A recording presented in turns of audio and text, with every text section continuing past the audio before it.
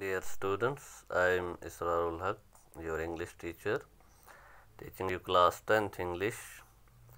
We are at page number 145 of your textbook. Today, let's go to study vocabulary. Language work, first part vocabulary. Study this sentence. Someone has to attend the meeting.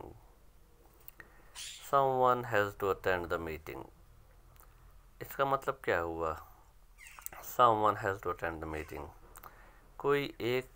किसी एक को meeting attend करनी है, यानी सबको नहीं, किसी एक को. In the above sentence, the underlined word someone means somebody from the staff. मतलब ये कि बहुत से स्टाफ मेंबर्स में से सिर्फ एक को वहाँ जाना है. somebody, किसी एक को. Now study this sentence. तो अब दूसरा देखें. Someone of the staff has done this. Someone of the staff has done this. Staff में से ही किसी ने किया है. In this sentence, someone means one particular person. तो यहाँ पे मतलब है किसी एक ने, कोई एक ऐसा है जिसने ये काम किया है. जबकि जो पहले वाला था someone has to attend the meeting, यानी सब में से कोई भी जा सकता है. यहाँ पर कोई पर्टिकुलर नहीं है, स्टाफ में से कोई भी मीटिंग में जा सकता है. लेकिन यहाँ पे दूसरी जगह पे जहाँ पर someone के बीच में गैप है, तो यहाँ पे मतलब ये है वही एक आदमी जिसने वहाँ जाना है. तो अब देखें आप. Now use your dictionary to learn difference between the below given compound words. After this, use them in the sentence. तो हम आपको ये बताना है अभी आपको कि जो यहाँ पे ये कंपाउंड वर्ड्स हैं, everyone और everyone अलग, ऐसे ही anyone और फिर anyone. Number 3, into, then into, and then whoever, then whoever. Indifferent, then indifferent. So let's see कैसे इनको हम यूज़ करेंगे. ध्यान रखिए आप. जो फर्स्ट वन है,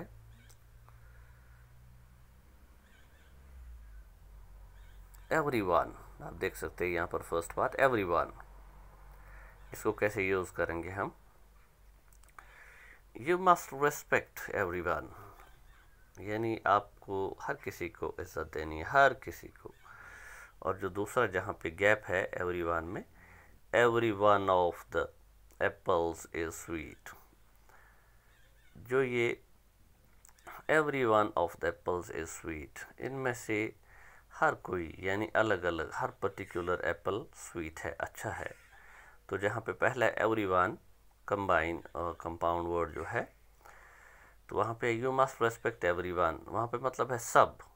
और दूसरी में everyone में मतलब है every और one अलग, मतलब है कि अलग अलग, एक एक, जो सेब है या कोई चीज़ है, that's sweet. And then anyone, जो कंपाउंड वर्ड है यहाँ पे, anyone can take part in the game. Game में कोई भी हिस्सा ले सकता है, यानी सभी में से कोई भी, कोई एक पर्टिकुलर नहीं. तो अब हम देखते हैं दूसरी जगह anyone. You can wear any one of the dresses for the party. तुम इन ड्रेस में से कोई एक पहन सकते हो. तुम इन ड्रेस में से कोई एक पहन सकते हो, मीन्स वन पर्टिकुलर. anyone, यहाँ पर सब नहीं आते हैं. And then come to point 3. into कैसे यूज़ होगा. the boy jumped into the river, यहाँ पर into combine है. and then when it is separated into, you must drop in to do the work on time. तुम यहाँ पे पहुँचना काम करने के लिए, ताकि काम वक्त पे कर सको. you must drop in, यहाँ पे जो in है वो drop के साथ है.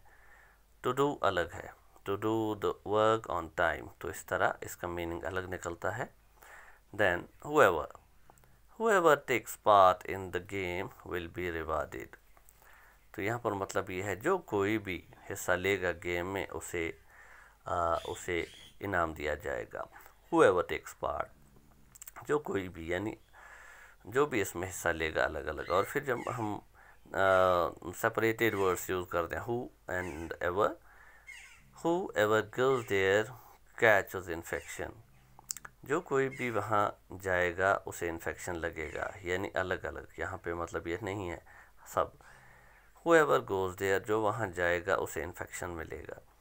तो जो पहले वाला है whoever takes part in the game will be rewarded, यानी सभी लोग जो गेम में हिस्सा लेंगे उन्हें रिवार्ड मिलेगा। लेकिन दूसरी जगह है जो ही वहाँ जाएगा, यानी पर्टिकुलर आदमी, उसे इन्फेक्शन लगेगा। And then last one indifferent. Indifferent का मतलब है लापरवाह। He is indifferent towards his parents, वो अपने माँ बाप का ख्याल नहीं रखता, इनडिफरेंट है। और जो इन डिफरेंट अलग अलग, he studied in different schools, उसने पढ़ा है अलग अलग स्कूलों में। तो इन दो वर्ड्स का अलग अलग मीनिंग है, आप देख सकते हैं। And so this is the first part of the sentence. Okay dear students, then tomorrow we will go to the next part of this language work.